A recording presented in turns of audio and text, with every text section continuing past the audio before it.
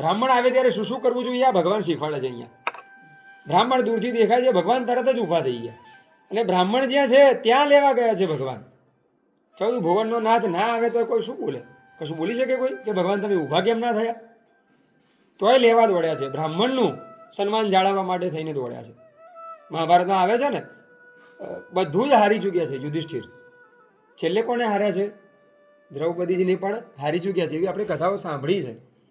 પણ બ્રાહ્મણોની જે જમીન છે, યુધિષ્ઠિરજી શું કહે છે દુર્યોધનને કે બધું જ હું આપી દઈશ, પણ મેં મારા યજ્ઞમાં આ બ્રાહ્મણોને જે જમીન આપી છે ને એ તમને ક્યારેય મળશે નહીં. એ હું નહીં લગાવી શકું. અહીંયા વિચાર કરો, પત્નીને લગાવી દે છે.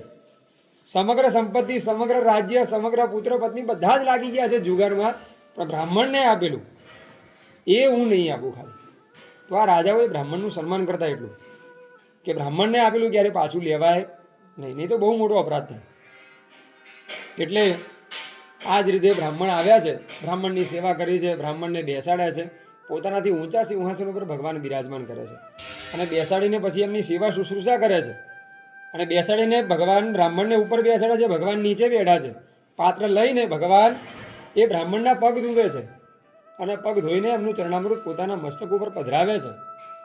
અને પછી એક સરસ મજાની ગાદી ઉપર એ બ્રાહ્મણને બેસાડે છે, પગ લાંબા કરાવે છે, ભગવાન ચરણ પખાડી રહ્યા છે. પછી પૂછે છે કે બોલો પ્રભુ, તમારું આવવાનું શું કારણ છે?